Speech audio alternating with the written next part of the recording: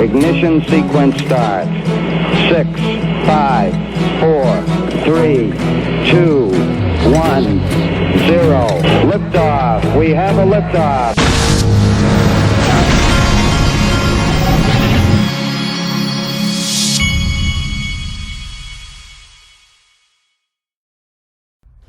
Hey everybody, this is the Digital Asset Investor, and I have cinnamon in my coffee today, this afternoon. I've got some afternoon coffee. Now a lot of people, they don't think you're supposed to drink coffee unless it's just in the morning, but I had both of my grandparents, my grandmother and my grandfather, I used to go to their house.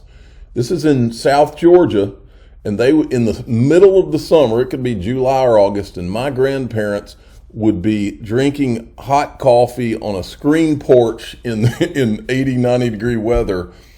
That's how I grew up. My grandparents had a pot of coffee on all day long, every day, and both of them lived to almost 90. And so coffee must be good for you. All right, Coin Paprika, I wanted to show you this. We've had a little bit of a pullback over the last 24 hours, and so what I did just now is you see Cardano is down the most, so I went in and I bought some Cardano today. That is my buy for the day. Not for you, for me. I'm just saying that's what I did. Now, Gold Telegraph makes an excellent point. We've seen in the news about JP Morgan's traders being busted for gold manipulation. And they're making a good point here. Not only did the years of manipulating precious metals by JP Morgan create a manipulated market, it destroyed the livelihood of many families around the world who worked in the mining industry, also enabled the East to stockpile gold cheaply. They should feel nothing but shame, but they don't, see Gold Telegraph. They don't feel shame at all. But I don't care. Here's my position. I don't care what these manipulators do. In the end, what's real is real. And what's real is God's money is gold. And that's why I wanted Glint to be one of my sponsors, because for the first time in my life, they've made it where you can buy gold in their account and you've got a debit MasterCard that's linked to it, and you can literally see how many grams of gold that you're spending on a meal if you need it. It could, for you, it might be more like it is for me, an insurance policy.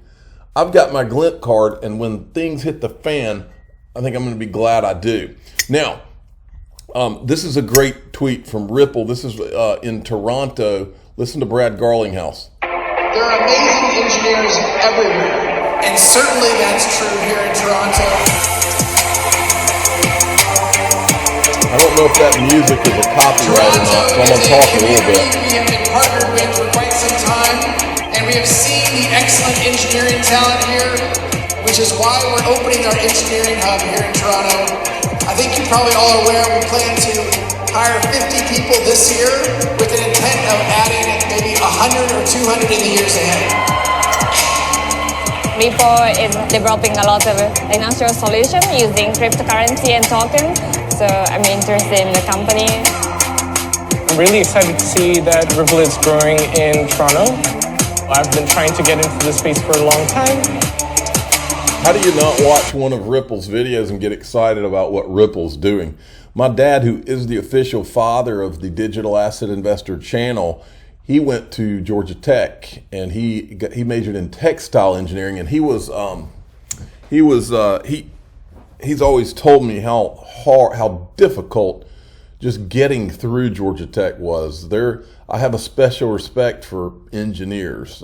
In fact, I knew people when I was in school that were trying to become chemical engineers. I always heard that chemical engineers had it the roughest. I knew people that left chemical engineering to go to something else just because it was so tough. Now, check this out. Digital Perspectives has a great find. This is Naveen Gupta.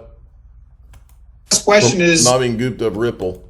I guess it's June 2022. If we speak again, let's say at the end of the calendar year or early next year, what will have changed for you? So for us, the scale would have continued, right? So in terms of things that we talked about, 8x growth, 15 billion, you would see a much bigger number. at the end of the year because we are growing very, very. I don't know why this music is You starting. would find a lot more nodes on the network. And what I want to say is normally though the growth on the nodes on the network may be incremental, but their effect is step change because after a while you achieve critical mass or escape velocity, and then it essentially moves together very, very quickly. Right? So both are these two things that I'm very excited about. And then when we should be able to talk, I should be able to cite examples and take you through how that journey has been. Okay, critical mass and escape velocity. I like his Ripple painting back here. I've been trying to talk my wife into letting me get a Ripple painting and hang it somewhere in my house. She's very particular about what's hanging on the walls in the house. And so, but I told her, I'm the digital asset investor. I need a Ripple painting on my wall.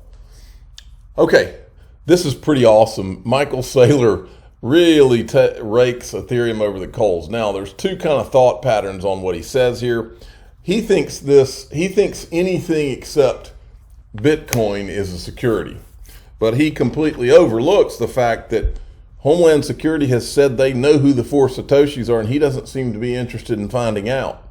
Because once you know who the Satoshis are, Bitcoin is no longer in some special category, because then you know who created it.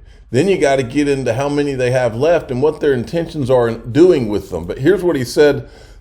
He was saying some things that are true about Ethereum. Look, the issue with ETH is if you want a decentralized network, you have to actually install a protocol, and it has to run unmolested, unmodified for 5 to 10 years before you can conclude that it is decentralized and censorship resistant. You mean like the XRP and ledger? ETH hasn't even got there yet. The clock on ETH won't start until after. The problem with ETH is after the merge, they've still left all sorts of questions. What's the issuance schedule going to be for the next 1,000 years? What are the staking rules? What are there's such an ambitious technology agenda that the protocol never stops mutating. Oh man. Well, just a little reminder, MicroStrategy CEO Michael Saylor was the biggest loser in the dot-com bubble, losing a whopping $13.53 billion. Those who cannot remember the past are doomed to repeat it. When the Bitcoin bubble bursts, he will suffer a similar fate. Okay, check this out. This is a killer find from Wheezy. Listen to this. Well, I'm heavily biased, so I started out as a developer on the Ethereum platform. I developed on the Ethereum platform, and then I gave up on the Ethereum platform. I'm here to tell you that Ethereum does not work, that if you are looking at developing on the Ethereum platform, you should stop looking. You should look at EOS, because that's a viable platform, and you can build something on EOS. Stellar is also a viable platform. You can build something on Stellar. You're not going to be building something useful on Ethereum. Whoops. Whoops. Smoking gun alert, folks. Look, that's a thumbnail. Smoking gun alert. Okay. All right. This is from Cowboy Crypto. Bill Hinman and PJT Partners. Hinman conflicted holdings per SEC stated PJT Partners was not allowed to be held by SEC staff along with Goldman Sachs and Blackstone. He had all three. PJT Partners is huge client of Simpson Thacher. And then he goes on. He's got another thread. Here's the different things. Here's one of the emails. Prohibited holdings. You currently own the following assets that are prohibited holdings for SEC employees. And then it shows PJT Partners invested in Custodia Bank. Let me see what's next. Investors, look at some of the investors. Binance, Blockchain Capital, Coinbase, Digital Currency Group. So you can see a lot going on here. Now, man, this stuff's just never ending. It's really disgusting when you start adding it all up. Speaking of disgusting, watch this Stefan Huber video. Consensus has been very prominent since the start of the Ethereum ecosystem. I can attest that JP Morgan was there right from the start before public mainnet was even launched. JP Morgan moves $6 trillion around the world every day, very efficiently, very quietly, very effectively, and very cost efficient. It's all digital money moving around the world. So you have to say, what is the problem we're trying to solve? And so again, I'm not against the technology, but creating money out of thin air without having a government backing is very different than creating money having a government backing. So generally, you think and like I said, what it is, it's not unlimited. So Bitcoin has that, no more than 21 million.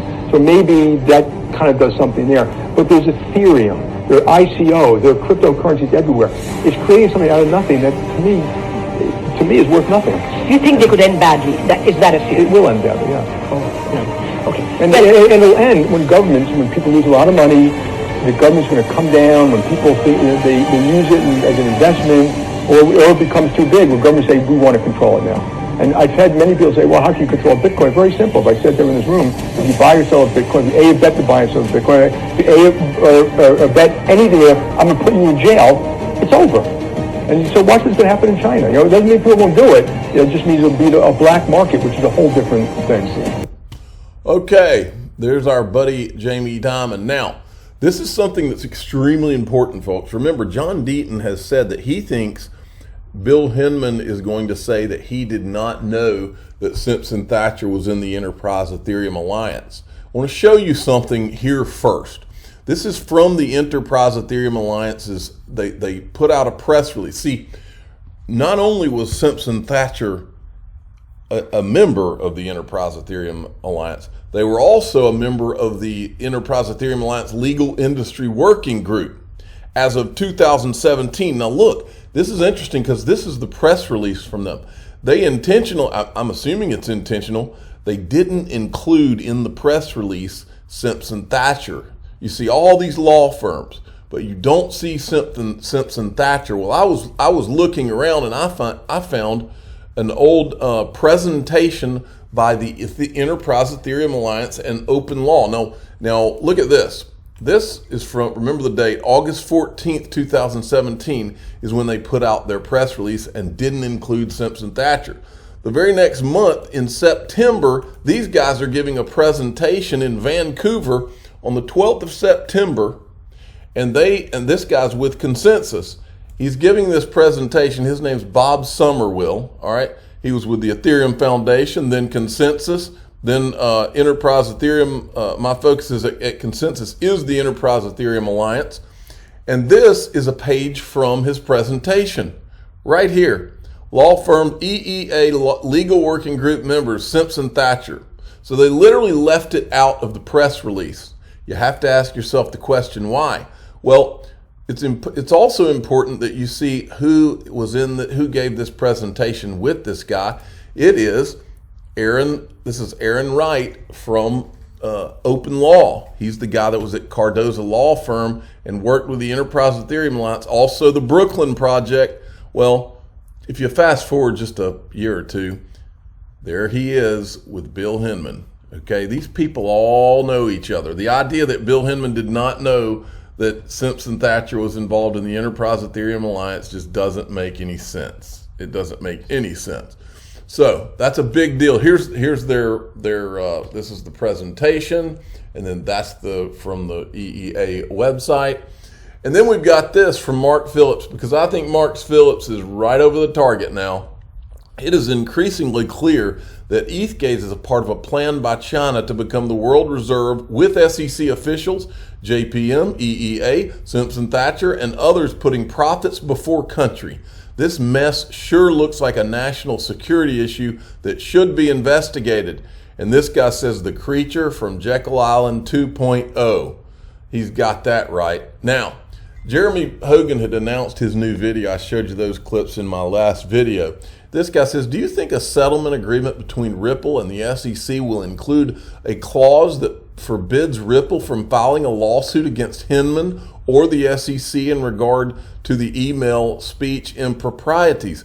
Jeremy Hogan says, it could very well. Yes, those terms could be incorporated. A freaking settlement clause so that they can't sue Bill Hinman. So this is getting serious, folks. Now, speaking of serious, you remember Elizabeth Warren and how just she was so outraged when Jay Clayton was about to become the SEC commissioner, and she had him up in the congressional hearings and wanted to talk about all of his conflicts of interest. Well, I didn't realize it until I was searching around today. She also wrote a big fat report on it. Here's her report, a report card F. President Trump's Drain the Swamp report card prepared from her offices and Sheldon White House, July 2017. She was outraged. In this report, she specifically mentions these are corporate insiders in the Trump administration that she is calling out. Jay Clayton right here. She calls him out, does a whole summary. She also calls out William Hinman right here in her report, okay? And now we've found all the evidence. Now we found out where all the bodies are buried, okay? We've found it. We've presented it. We've copied Elizabeth Warren in it. Remember, Elizabeth Warren is buddies with Gary Gensler, but Elizabeth Warren no longer seems to care about what she was so outraged about. And so I brought this to her attention today. Said, we have all the evidence. We've got it all now. And all we need is one congressman, because we haven't had one. I don't care what side. I don't give a rat's behind at this point, whether you're Republican, Democrat, Libertarian, or anything else. All I care about is what's right and wrong and the truth, and trying to save this country for my children so that they can drink cinnamon in their coffee and have a good life, and not some kind of dictatorship or whatever this country's headed for, because the powerful people are no longer subject to the law the way everybody else is. We've got a corrupt country now, and somebody has to stand up and do something about it and take care of business. So Elizabeth Warren, I don't care what side. I may disagree with most of what you think, but I don't care. Call for an investigation of the SEC. Call for an investigation of Jay Clayton and Hinman. Yeah, they were under the Trump administration. I don't care. I don't care what side anybody's on. Doesn't make any difference to me. These people need to answer for what they've done. I'm the digital asset investor. I'm not an investment advisor. This is for entertainment purposes only. Please subscribe, hit the like button, and tell your friends and family. They all need to be looked at. Jay Clayton, William Hinman, Gary Gensler, all of them. I don't care what stripe they are, what their side of the aisle is. Who cares? I'm worried about the country.